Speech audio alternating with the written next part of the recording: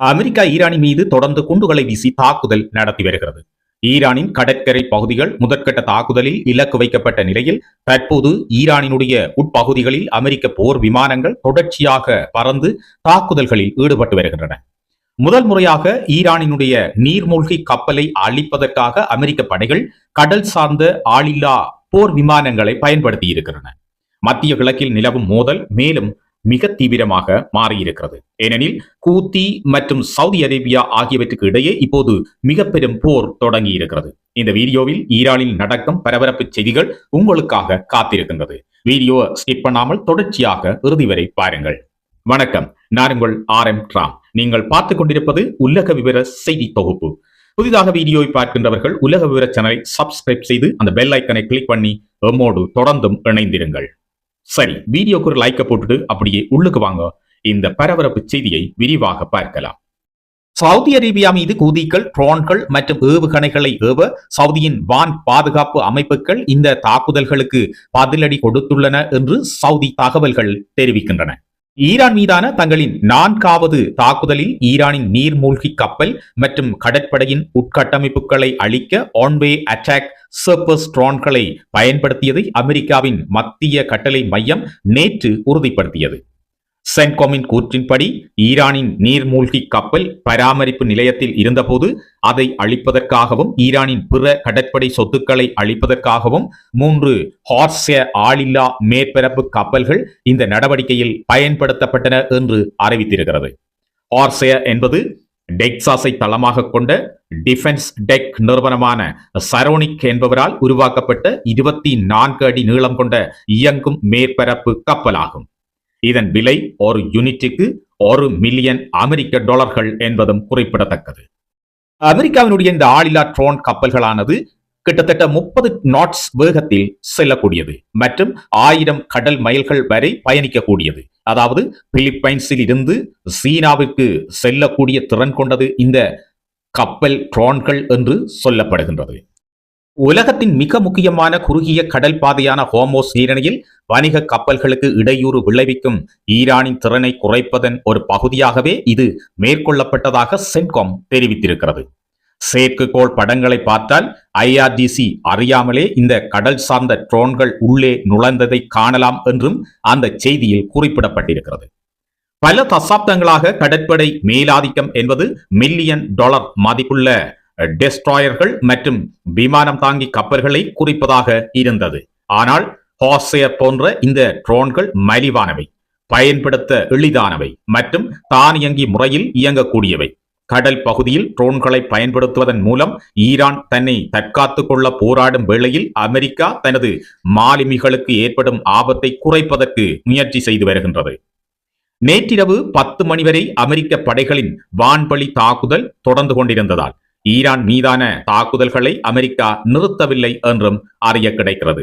சர்வதேச செய்தி அறிக்கைகளின்படி புசேர், சபஹார், ஜாஸ்க், ஹொரனாக், அபுமுஷா மற்றும் பந்தர் அப்பாஸ் ஆகிய இடங்களில் வெடிச்சத்தங்கள் தொடர்ந்து கேட்டதோடு ஒளி பிளம்புகளும் மேலெழுவதை காணக்கூடியதாக இருந்தது. ஈரானினுடைய கடலோர பாதுகாப்பு, ஏவுகணைகள், ட்ரோன் தளங்கள் மற்றும் கடல்சார் திறன்கள் ஆகியவை இந்த தாக்குதல்களின் இலக்குகளாக இருந்தன என்று அமெரிக்கா கூறுகிறது. மத்திய கிழக்கில் உள்ள அமெரிக்க படைகள் விழிப்புடனும் ஆபத்தான நிலையிலும் தயார் நிலையிலும் இருப்பதாக சென்காம் அறிவித்திருக்கிறது. ஈரானுக்கும் அமெரிக்காவுக்கும் இடையே தாக்குதல்கள் பரிமாறிக்கொள்ளப்படும் அதேவேளையில் கூத்திகளும் சவுதி அரேபியாவும் நேருக்கு நேர் மோதிக்கொள்வதால் மத்திய கிழக்கில் மேலும் இந்த குழப்பம் அதிகரித்து வருகிறது. ஏமனின் சனா சர்வதேச விமான நிலையத்தில் நேற்று வெடிச்சத்தங்கள் கேட்டன. IRGC மற்றும் கூத்திய அமைப்பினருடைய மிக முக்கியமான அதிகாரிகள் சென்ற விமானத்தை தரையிறங்க விடாமல் ஏமனினுடைய சர்வதேச விமான நிலையம் மீது சவுதி தொடர்ந்து தாக்குதல்களை நடத்தியது. இந்த தாக்குதல்களுக்கு பதில் தாக்குதலாகவே இப்பொழுது கூத்தி அமைப்பினர் தொடர்ச்சியாக சவுதியினுடைய ஒரு சர்வதேச விமான நிலையத்தின் மீது தாக்குதல்களை நடத்தி வருவதாக கூறப்படுகிறது. ஈரானின் விமானம் ஏமனில் தரையிறங்குவதை தடுப்பதே இந்த தாக்குதலின் நோக்கம் என்று சவுதி கூறுகிறது. சனா மீதான இந்த தாக்குதல் அபாயகரமானதாக மாறிவிட்டது. மேலும் இந்த வான்வழி தாக்குதலை சவுதி அரேபியா நடத்தியதாக கூத்தி அமைப்பு குற்றம் சாட்டி வருகிறது. ஆனால் ஏமன் அரசாங்கத்தின் ராணுவம் இந்த தாக்குதலை தாங்களே நடத்தியதாகவும் ஒரு செய்தியை வெளியிட்டிருக்கிறது. இப்பொழுது மத்திய கிழக்கில் ஈரான் மற்றும் அமெரிக்காவிற்கு இடையிலாக நடந்து கொண்டிருந்த போர் சற்று விரிவடைந்து கூத்தி மற்றும் சவுதி அரேபியாவிற்கு இடையிலான ஒரு போராகவும் இப்பொழுது மாற்றம் அடைந்திருக்கிறது. ஏமன் அரசாங்கத்தின் கூற்றுப்படி தரையிறங்க வந்த ஈரானிய விமானத்தில் தூதுக்குழுவினர் மட்டுமல்லாது ஆயுதங்களும் இருந்தன என்று குறிப்பிட்டிருக்கிறது. இருப்பினும் ஹூத்தி இயக்கம் இதை ஒரு வெளிப்படையான மற்றும் அநீதியான ஆக்கிரமிப்பு என்று அழைக்கிறது. அவர்களின் ராணுவ செய்தி தொடர்பாளர் யாக்ஷா சரி இந்த தாக்குதலுக்கு சவுதி அரேபியாவையே நேரடியாக குற்றம் சாட்டினார். மேலும் இந்த தாக்குதலுக்கு பதிலடி கொடுக்கப்படும் என்றும் எச்சரித்தார். அதனால் நேற்று இரவு ஹூத்திகள் சவுதி மீது ஏவுகணை மற்றும் ட்ரோன்களை பயன்படுத்தி மிக கடுமையான தாக்குதல்களை தொடங்கினர். சவுதி அரேபியா தனது வான் பாதுகாப்பு அமைப்புகளை பயன்படுத்தி இந்த தாக்குதல்களை தடுப்பதற்கு தயாரானது என்று சொல்கிறது.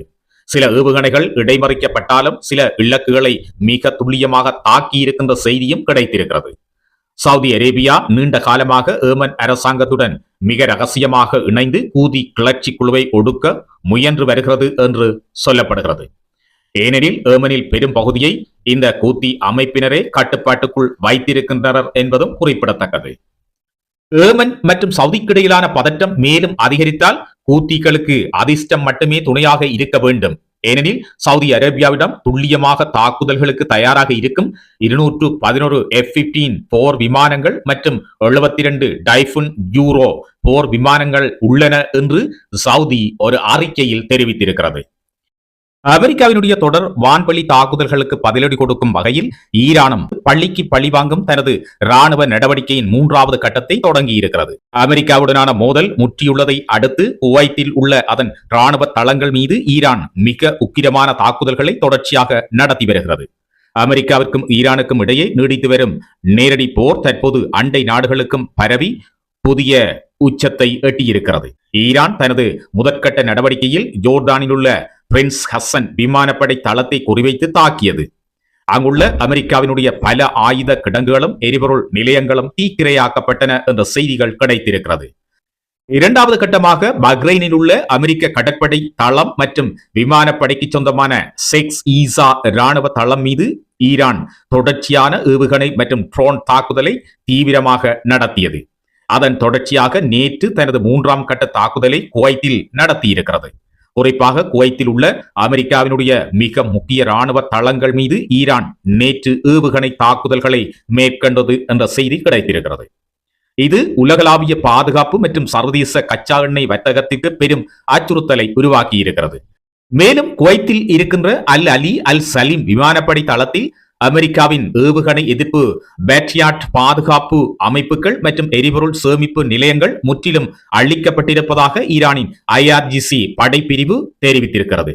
மேலும் அகமது அல் ஜபார் விமானப்படை தளத்தில் இருந்த அமெரிக்காவினுடைய அதிநவீன FBS ரேடர் அமைப்பும் இந்த தாக்குதலில் தரைமட்டமாக்கப்பட்டுள்ளது என்பதும் குறிப்பிடத்தக்கது. ஈரானின் இந்த தாக்குதல்களுக்கு மத்தியில் யெமனில் ஹவுதி அமைப்பினர் சவுதி அரேபியாவினுடைய அப்பா சர்வதேச விமான நிலையத்தை இலக்கு வைத்து பாலிஸ்டிக் ஏவுகணை மற்றும் ட்ரோன் தாக்குதல்களை மிக துல்லியமாக நடத்தியுள்ளதாக சர்வதேச ஊடகங்கள் செய்தி வெளியிட்டிருக்கின்றன. ஏமனின் சனா சர்வதேச விமான நிலையத்தின் மீது சவுதி அரேபியா நடத்திய வான்வழி தாக்குதல்களுக்கு பழிவாங்கும் நடவடிக்கையாகவே இந்த தாக்குதல் நடத்தப்பட்டதாக ஹவுதி அமைப்பினர் குறிப்பிட்டிருக்கிறார்கள். இதனுடன் சவுதி அரேபியாவிற்கும் ஈரானிய ஆதரவு பெற்ற ஹவுதி அமைப்பினருக்கும் இடையில் 4 வருடங்களாக நீடித்து வந்த போர் நிறுத்த உடன்பாடு முறிவடைந்து விட்டது. அப்பா என்பது யெமனின் எல்லைக்கு அருகில் அமைந்துள்ள மலைப்பாங்கான தெற்கு பிராந்தியத்தின் தலைநகரமாகும். மேலும் பல சவுதி குடிமக்கள் அங்கு சுற்றுலா மேற்கொண்டு வருகின்றனர். கடந்த 2022 மார்ச் மாதத்தில் சவுதியின் எரிசக்தியுடன் கட்டமைப்புகள் மீது ஹவுதி கிளர்ச்சியாளர்கள் நடத்திய தாக்குதல்களின் பின்னர் எட்டப்பட்ட போர் நிறுத்த உடன்பாட்டிற்கு பிறகு சவுதி அரேபியாவிற்கு எதிராக நடத்தப்பட்டதாக ஹவுதி அமைப்பினர் பொறுப்பேற்றுக் கொண்ட 1வது தாக்குதல் இதுவாகும். இதற்கிடையில் மேலும் ஒரு தாக்குதல் சம்பவம் அரங்கேறியிருப்பதாக செய்திகள் கிடைக்கின்றன. ஓமன் கடற்கரை வழியாக ஹார்மஸ் நீரிணையை கடந்த ஐக்கிய அரபு அமீரகத்தினுடைய 2 சரக்கு கப்பல்கள் மீது ஈரான் தாக்குதல்களை நடத்தியிருக்கிறது. இந்த தாக்குதலை ஐக்கிய அரபு அமீரக அரசு உறுதி செய்திருக்கிறது. மும்பாசா மற்றும் அல் பாக்கியா ஆகிய 2 சரக்கு கப்பல்கள் மீது ஈரான் தாக்குதல் நடத்தியிருக்கிறது. இந்த தாக்குதலில் இந்திய மாலுமி ஒருவர் உயிரிழந்திருக்கிறார் என்ற செய்தியும் கிடைத்திருக்கிறது. 8 மாலுமிகள் காயமடைந்திருக்கிறார். இதில் 6 பேர் இந்தியர்கள், ஒருவர் உக்ரைன் நாட்டைச் சேர்ந்தவர் என்றும் சொல்லப்படுகிறது. இது தொடர்பாக ஐக்கிய அரபு அமீரக பாதுகாப்புத்துறை அமைச்சகம் அறிக்கை ஒன்றை வெளியிட்டிருக்கிறது. அதில் ஹோர்முஸ் நீரிணையின் தெற்கு பகுதியில் ஓமான் கடற்கரையில் சென்று கொண்டிருந்த ஐக்கிய அமீரகத்தின் மும்பாசா மற்றும் அல் பாக்கியா சரக்கு கப்பல்கள் மீது ஈரான் ஏவுகணைகளை கொண்டு தாக்கியது என்று சொல்லியிருக்கிறது. இதில் இந்திய மாலுமி ஒருவர் உயிரிழந்திருக்கிறார், மேலும் 8 மாலுமிகள் காயமடைந்திருக்கிறார்கள் என்றும் சொல்லப்படுகிறது. இந்திய மாலுமி மும்பாசா கப்பலில் பணியில் இருந்தார் என்றும் குறிப்பிடத்தக்கது. இந்த தாக்குதலில் கப்பல்களும் சேதமடைந்திருக்கிறது. மேலும் இந்த தாக்குதலில் உயிரிழந்தவருக்கு இரங்கலை தெரிவித்துக் கொள்கின்றோம் என்றும் அந்த அறிக்கையில் குறிப்பிடப்பட்டிருக்கிறது. தீப்பற்றிய நிலையில் அது கட்டுப்படுத்தப்பட்டது. ஈரானின் இந்த செயல் கண்டிக்கத்தக்கது. பிராந்திய ரீதியான பாதுகாப்பு மற்றும் நலன் சார்ந்து ஈரான் செயற்பட வேண்டும். இந்த வகை தாக்குதலை ஈரான் நிறுத்திக் கொள்ள வேண்டும் என வலியுறுத்துகிறோம். ஹோர்முஸ் நீரிணையை எந்த சரக்கு கப்பலும் பாதுகாப்பாக கடக்க வேண்டும். எவ்வித கட்டுப்பாட்டையும் ஈரான் விதிக்க கூடாது. அது தேசம், பிராந்திய மற்றும் சர்வதேச அளவில் நலம் சேர்க்கும் என அந்த அறிக்கையில் ஐக்கிய அரபு அமீரகம் தெரிவித்திருக்கிறது. முன்னதாக எண்ணெய் கப்பலை தாக்கி ஹோர்முஸ் நீரிணையை மூடியதால் ஈரானின் 140 ராணுவ தளங்களை குறிவைத்து அமெரிக்கா தொடர் தாக்குதலை நடத்தியது என்று குறிப்பிடுகிறது. இதற்கு பதிலடியாக அமீரகம் கட்டாரில் உள்ள அமெரிக்க ராணுவ முகாம்கள் மீது ஏவுகணை மற்றும் ட்ரோன் தாக்குதல்களை நடத்தியது. ஈரான் கடலோர பகுதிகளில் இருந்த ராணுவ தளங்களை அமெரிக்க கடற்படை அழித்து விட்டது என்றும் சொல்கிறது. இந்த நிலையில் இப்பொழுது ஈரானின் உட்பகுதிகளை தாக்க தொடங்கியிருப்பதாகவும் சொல்லப்படுகிறது. ஹோர்முஸ் நீரிணையானது அமெரிக்காவினுடைய கட்டுப்பாட்டில் வந்துவிட்டது என்று அமெரிக்க ஜனாதிபதி தெரிவித்திருக்கிறார்.